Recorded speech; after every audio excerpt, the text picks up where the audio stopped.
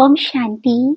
कई बार हम बहुत वर्षों से निरंतर ज्ञान को भी सुन रहे होते हैं, मेडिटेशन की भी यथाशक्ति प्रैक्टिस कर रहे होते हैं, परंतु हमको ये नहीं समझ में आ रहा होता है कि हम ज्ञान मार्ग में आगे भी बढ़ रहे हैं या नहीं, हमारी अवस्था अच्छी बन रही है अथवा नहीं। या दूसरे शब्दों में कही कि हम बहुत वर्षों से ज्ञान में तो चल रहे हैं, परंतु ज्ञान हमारे अंदर कितना चल रहा है ये हम कैसे पता लगाएं। और परम पिता परमात्मा मीठे श्री बाबा तो हमेशा ही अपने महावाक्यों में कहते हैं कि बच्चे अपनी चेकिंग करो और जहाँ जहाँ लगता है कि अभी आप में कमियां हैं तो उनको चेंज करो, क्योंकि सिर्फ चेकिंग करेंगे तो और ही दिल शिकस्त हो जाएंगे। तो चेकिंग भी करनी है और स्वयं को चेंज भी करना है। तो आज इस क्लास में हम ये पता लगाएंगे कि कैसे हम अपनी चेकिंग कर सकते हैं, कैसे पता लगा सकते हैं कि ज्ञान मार्ग में हम आगे बढ़ रहे हैं अथवा नहीं। और दूसरा, हमको जो कमियां दिखाई देंगी तो उसको हम कैसे चेंज कर सकते हैं। तो अपनी चेकिंग करने के लिए सबसे पहले हम एक कहानी को सुनते हैं। इस कहानी की मदद से हमको बहुत अधिक आसान हो जाएगा अपनी चेकिंग को करना। तो ये कहानी है महात्मा बुद्ध जी के एक शिष्य की। ऐसा कहते हैं कि महात्मा बुद्ध जी के यहाँ बहुत सारे शिष्य ज्ञान और योग की माना ध्यान की निरंतर प्रैक्टिस करते होते थे। जब उनकी ज्ञान में और ध्यान में परिपक्व अवस्था आ जाती थी, माना जब वो निपुण हो जाते थे, फिर उनको आसपास के गांवों में दीक्षा के लिए और भिक्षा के लिए भेजा जाता था, अथवा उनको ये कहा जाता था कि अब आप दूसरों को भी जाकर के ज्ञान का प्रचार कीजिए और उनसे भिक्षा लेकर के आइए। तो इस प्रकार की वहाँ पर प्रैक्टिस होती थी। तो एक शिष्य बहुत वर्षों से वहाँ पर ज्ञान की भी और ध्यान की प्रैक्टिस कर रहे थे, परंतु उनको कभी भी किसी भी गांव में इस प्रकार से नहीं भेजा जाता था।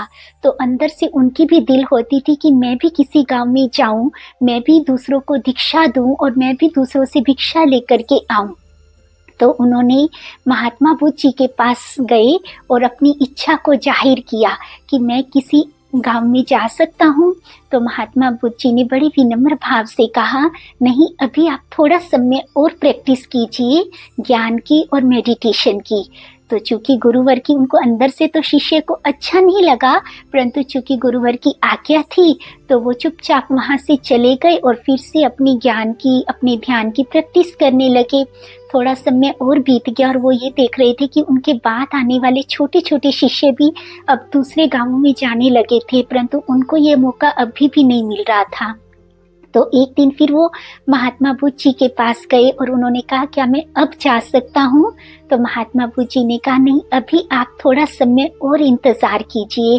तब उनको अंदर से क्रोध आया और उन्होंने गौतम बुद्ध जी से कहा, तो क्या मैं ये समझूं कि आप मुझे इस योग्य भी इतने वर्षों में नहीं बना सके कि मैं कहीं जाकर के दीक्षा दे करके आ सकूं? तो महात्मा बुद्ध जी समझ गए कि अब ये शिष्य बातों से समझने वाला नहीं है।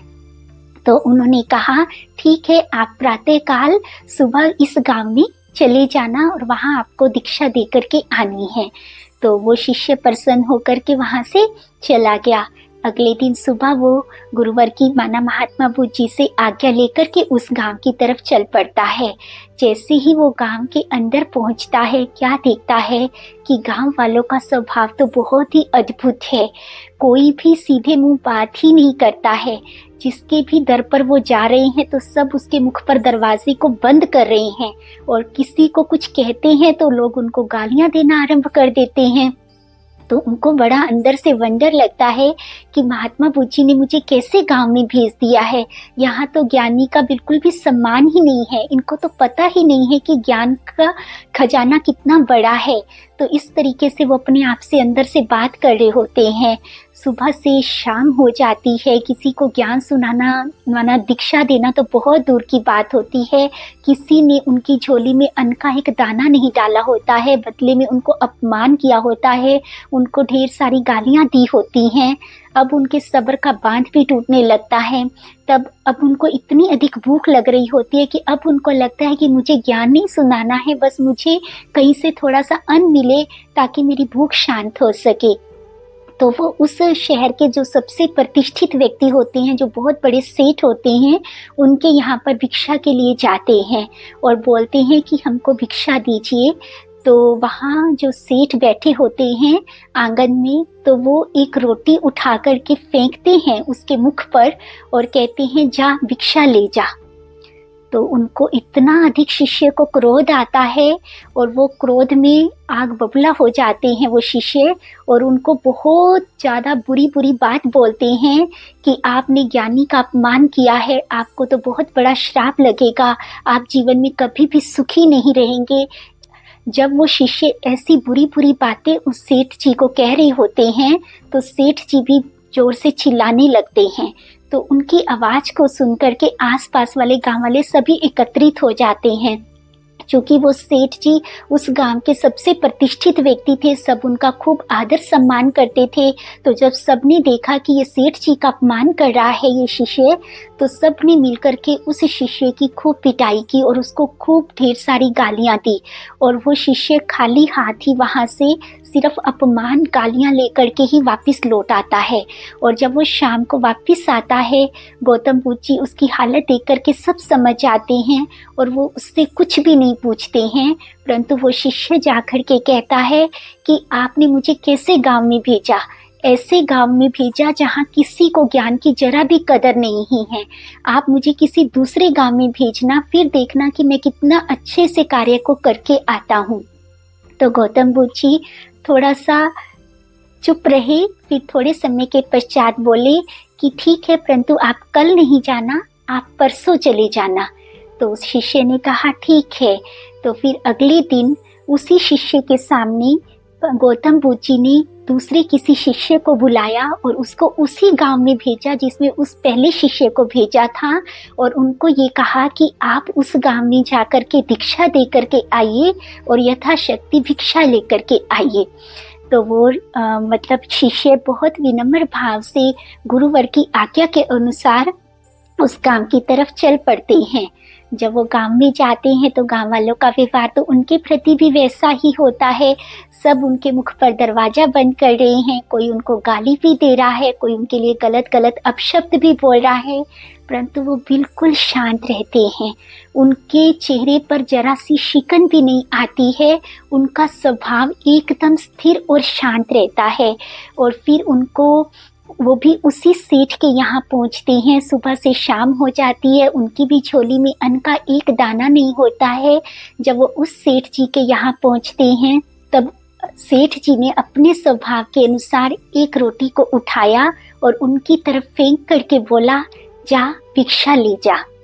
परंतु उस शिष्य ने बड़ी विनम्र भाव से, बड़े आदर भाव से उस रोटी को उठाया, उसको अपने सिर आंखों पर लगाया और बड़े प्यार से, इतने दिल से उस सेठ जी को दुआएं दी कि आप सदा सुखी रहो, आप सदा भरपूर रहो, आपके भंडारे सदा ही भरपूर रहें, परम पिता परमात्मा आपको ढेर सारी खुशियां दे, उनकी छत्र छाया आप पर सदा ही बनी रहे। तो ये सुनकर के सेठ जी जैसे मतलब दंग रह गए और उनके मुख से एक शब्द भी नहीं निकला और उनके आंखों से पता नहीं कैसे आंसू बहने लगे। और उनको ये एहसास हुआ कि ऐसा कोई कैसे कर सकता है जिसका इतना अधिक मैंने अपमान किया और वो बदले में मुझे इतनी ढेर सारी दुआएं दे रहा है। तब उन्होंने उस शिष्य से पूछा कि मैंने तो आपका अपमान किया, फिर आप बदले में मुझे इतनी ढेर सारी दुआएं कैसे दे सकते हैं, आप मेरे साथ इतना अच्छा व्यवहार कैसे कर सकते हैं। तब उस शिष्य ने बड़े प्यार से कहा, सेठ जी आपने मुझे कुछ दिया है, तो हमारे यहाँ ये नियम होता है कि जब कोई आपको कुछ देता है तो बदले में हमको भी उनको कुछ देना होता है, और प्रभु पिता ने तो मुझे यही सब कुछ दिया है, जो मेरे पास है मैं वही तो आपको दे सकता हूँ ना। तो प्रभु पिता ने मुझे चुना ही सिर्फ इसलिए है कि मैं सबको दिल से ढेर सारी दुआएं दूँ, मैं सबको खुशियाँ दूँ, मैं सबको सुख दूँ। क्योंकि आपने मुझे अन्न दिया है तो इसके बदले में मैं आपका दिल से शुक्रिया भी कर रहा हूँ और मैं आपको दिल से ढेर सारी दुआएं भी दे रहा हूँ। तो सेठ जी का जैसे एकदम हृदय ही परिवर्तन हो गया था, परंतु वो उस समय शांत रहे और उन्होंने कुछ नहीं कहा। और वो फिर शिष्य अगले घर में गया और वहाँ उस घर में जाकर के क्या देखता है कि एक व्यक्ति बहुत जोर से विलाप कर रहा है, बहुत जोर जोर से रो रहा है। क्यों रो रहा था? क्योंकि उसके एक लौते जवान बेटे को सर्प ने डस लिया था और उनको ये लग रहा था कि अब इसका जहर निकालना बड़ा मुश्किल हो रहा है और उनको लग रहा था कि अब मेरे बेटे की जान खतरे में है, क्योंकि मेरा बेटा जाने वाला है। तो इसी दुख के कारण वो सब बहुत जोर जोर से विलाप कर रहे थे। तो उस शिष्य ने तुरंत वहीं से दौड़ लगाई और वो साथ वाले जंगल में गए, क्योंकि वो शिष्य जानता था कि उस सर्प का जहर कैसे निकल सकता है, कौन सी जड़ी बूटी इसमें कार्य करती है। तो उस जड़ी बूटी को लेने के लिए वो साथ वाले जंगल में चले गए। जंगल में गए, उस जड़ी बूटी को उन्होंने मतलब ले लिया, परंतु जैसे ही वो लेकर के आने लगे तो आदिवासी लोगों ने उनको पकड़ लिया और उन्होंने समझा कि ये कोई गुप्तचर है जो हमें नुकसान पहुंचा सकता है। तो उन्होंने कहा कि तुरंत ही इसको खत्म कर देते हैं, कहीं ये हमको कोई नुकसान ना पहुंचाए। परंतु उस शिष्य ने बड़ी विनम्र भाव से हाथ जोड़ करके कहा कि अभी इस समय एक बच्चा बहुत अपने मतलब खतरे में है, उसका जीवन, वो जिंदगी और मौत से लड़ रहा है, उसको इस सर्प ने डस लिया है। तो मुझे सिर्फ यहाँ वहाँ तक ये औषधि पहुँचानी है।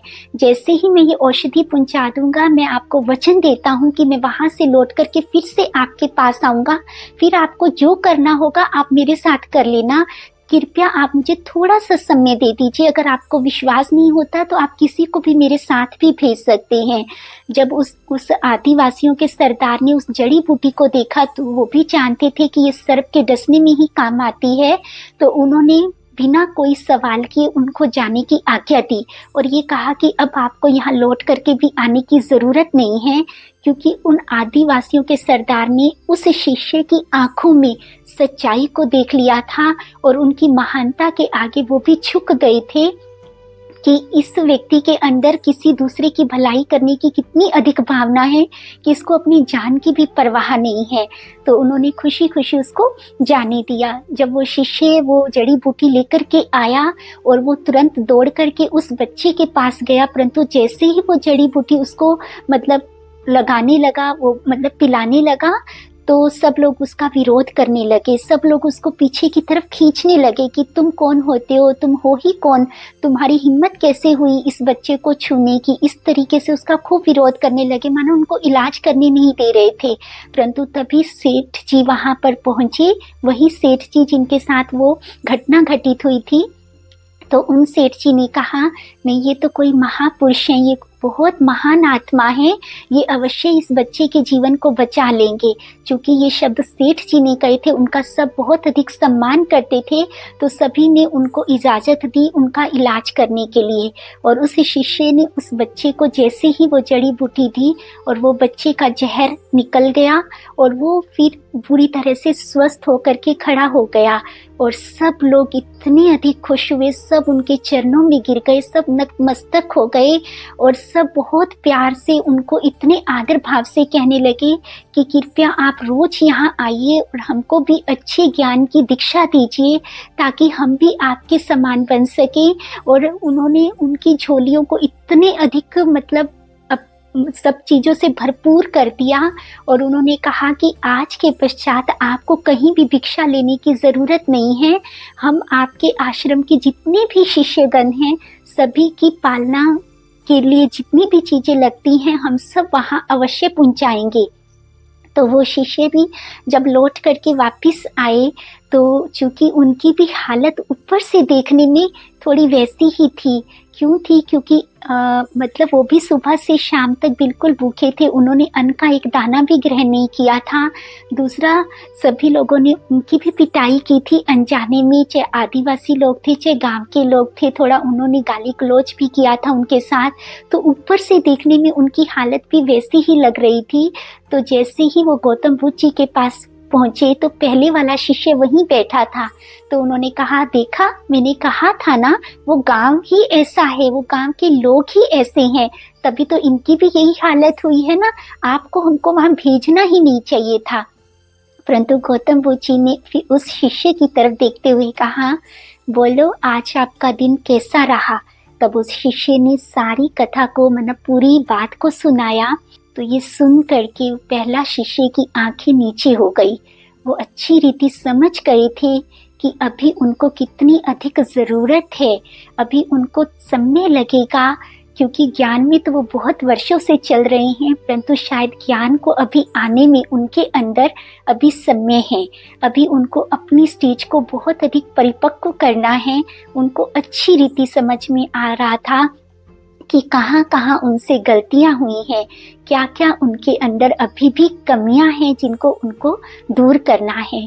उसके पश्चात उस शिष्य ने बहुत अधिक मेहनत की और वो बहुत बहुत बहुत अच्छे ज्ञानी और योगी बने और अनेक आत्माओं को उन्होंने भी परमपिता परमात्मा से जोड़ा।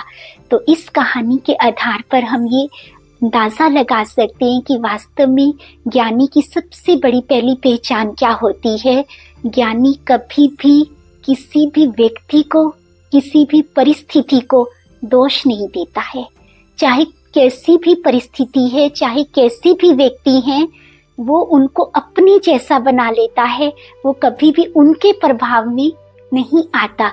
वो कभी ये नहीं कहेगा कि वहाँ का वातावरण ही ऐसा था, वो तो लोग ही ऐसे थे, वो तो जगह ही ऐसी थी, वो तो बातें ही ऐसी थी। फिर तो अगर बातों के अनुसार हम अपने आप को भी एडजस्ट नहीं कर पा रहे हैं, तो इसका मतलब अभी हमारे अंदर ज्ञान की परिपक्वता नहीं आई है। पहले शिष्य ने तो ये कहा था कि वो गांव ही ऐसा है, वो व्यक्ति ही ऐसे हैं, परंतु दूसरे शिष्य को भी वही परिस्थितियां दी गई, वही व्यक्ति दिए गए, वही गांव दिया गया, परंतु सेम परिस्थितियों में दोनों का व्यवहार बिल्कुल डिफरेंट था, जिससे हम पता लगा सकते हैं कि किसके अंदर ज्ञान चल रहा है और किसके अंदर ज्ञान नहीं चल रहा है।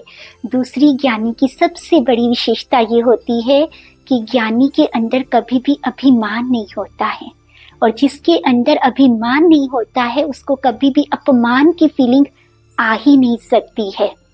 अगर अपमान की फीलिंग आती है तो इसका मतलब अभिमान है।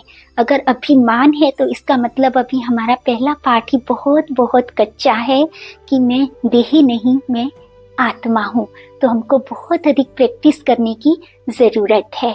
ज्ञानी की तीसरी सबसे बड़ी विशेषता क्या होती है? ज्ञानी कभी भी अपने स्वभाव संस्कार को नहीं छोड़ता। वो किसी के स्वभाव संस्कार से प्रभावित नहीं होता। कोई उसके साथ कैसा भी व्यवहार करे, परंतु उसका व्यवहार सर्व के प्रति बिल्कुल एक जैसा रहता है। भले उस सेठ जी ने उनका कितना भी अपमान किया, कितनी भी उनको गाली भी दी, लेकिन उस आत्मा ने बदले में उसको दुआएं दी। यही तो बाबा हमको, परमपिता परमात्मा हमको हमेशा समझाते हैं कि बच्चे, कोई तुमको कुछ भी दे, बदले में आप उनको ढेर सारी दुआएं दें। और चौथा, ज्ञानी की सबसे बड़ी विशेषता ये होती है कि ज्ञानी कभी भी अपने मुख से अपनी महिमा नहीं करता। वो कभी भी कोई सेवा करके आएगा, कुछ भी करके आएगा तो कुछ नहीं सुनाएगा। वो सिर्फ उतना ही बताएगा जितना उससे पूछा जाएगा, क्योंकि उसके अंदर निमित्त भाव होता है। उसको कभी भी ये बात नहीं लगती है कि मैंने कुछ किया है। उसके अंदर निर्माणता, निमित्त भाव अवश्य होता है। और पांचवा, उसके अंदर परोपकार की भावना होती है। उसके अंदर सर्व का भला करने की बेहद की इच्छा होती है। वो कभी भी किसी भी आत्मा को दुख में, संकट में, परेशानी में नहीं देख सकता है। वो उस आत्मा के दुख को दूर करने के लिए, उसके संकट को दूर करने के लिए अपनी जान की भी परवाह नहीं करेगा। वो अपनी जान को भी संकट में डाल सकता है, परंतु वो अपनी तरफ से 100% प्रयास करता है कि दुखी आत्मा को सुखी बनाने के लिए, वो दुख मना आत्माओं के दुख दर्द को दूर करने के लिए। तो इसके आधार पर हम अपनी चेकिंग कर सकते हैं कि अभी हमें क्या क्या अपने अंदर कमियां दिखाई देती हैं। अगर हम अपना प्रैक्टिकल बतलाएं, तो जब परमपिता परमात्मा ने ये बात कही कि आपको अपनी चेकिंग करनी है और स्वयं को चेंज करना है, तो हमें समझ नहीं आ रहा था कि किस रीति चेक करें। तभी परमपिता परमात्मा ने इस कहानी को हमारे सम्मुख रखा और हमने बड़े ध्यान से, सच्चे दिल से इस कहानी को सुना। और उसी दिन से परमपिता परमात्मा से ये संकल्प किया कि हम अपनी तरफ से 100% एफर्ट्स लगाएंगे कि जैसा आप चाहते हैं हम वैसा बनने का प्रयास करें।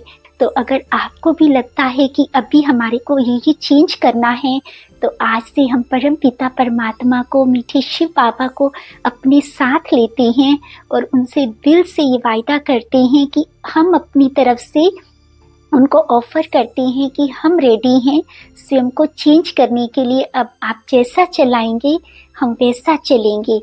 वैसे भी परम पिता परमात्मा ने हमको बहुत सुंदर सुंदर युक्तियां भी दी हैं कि आप सच्चे दिल से बाबा को बड़े प्यार से याद करेंगे तो आपके अंदर पावर आएगी जिससे आप अपनी कमियों को दूर कर सकते हैं।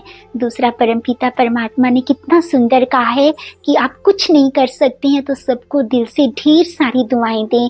तो चूंकि बाबा ने ये हमको आज्ञा दी है तो हमको ये नियम बनाना चाहिए कि मैं पूरे दिन में सुबह और शाम कम से कम 2 बार 5-5 मिनट बैठ करके सच्चे दिल से विश्व की हर एक आत्मा को दुआ दूं, फील करूं कि जैसे स्वयं परम पिता परमात्मा की छत्र छाया मेरे ऊपर है, उनसे अनंत किरणें मेरे ऊपर बरस रही हैं और मैं आत्मा सुख, शांति और शक्तियों से भरपूर हूँ। और मैं विश्व की हर एक आत्मा के लिए दिल से दुआ कर रही हूँ कि इस विश्व की हर आत्मा सदा स्वस्थ रहे, सुखी रहे, शांत रहे, सब परम पिता परमात्मा की छत्र छाया के नीचे रहें, सबको परम पिता परमात्मा का सच्चा ज्ञान मिले, सबका खूब उद्धार हो। इस प्रकार की हम दिल से ढेर सारी दुआएं दे सकते हैं और फिर हम परम पिता परमात्मा को प्यार से याद करेंगे, सर्व की दुआएं लेंगे। दोनों की जब दुआएं हमारे खाते में होगी तो हमारी तरक्की, हमारी उन्नति स्वतः ही होती चली जाएगी। फिर भी हम इस क्लास को एक और पार्ट में भी लेकर के आएंगे जिसमें हम बहुत अच्छी रीति डीपली ये डिस्कस करेंगे कि किस प्रकार से हम अपनी आत्मिक स्थिति बना सकते हैं। क्योंकि जब हमारी आत्मिक स्थिति बन जाती है, ध्येयपान खत्म होना आरंभ हो जाता है तो बाकी सब चीजें ऑटोमेटिकली आ जाती हैं। क्योंकि ये हमारे ज्ञान का आधार है, हमारे ज्ञान की नींव है कि स्वयं को आत्मा समझना है। हम देह नहीं हैं, हम आत्मा हैं। जिस दिन हम आत्मा समझेंगे तो सारी कमियों का, सारे विकारों का अपने आप ही खात्मा हो जाएगा। अगर आप चाहते हैं कि ऐसी क्लास आनी चाहिए तो आप अगर कमेंट सेक्शन में लिखेंगे तो हम बहुत शीघ्रता से ये क्लास भी लेकर के आएंगे। आशा करते हैं कि कुछ ना कुछ आपको इस क्लास से अवश्य ही फायदा हुआ होगा। आप सब परमपिता परमात्मा की छत्र छाया के नीचे पूर्णतः सुरक्षित रहें, सदा ज्ञान मार्ग में बहुत बहुत बहुत आगे बढ़ते चले जाएं। इसी शुभ भावना और कामना के साथ ओम शांति।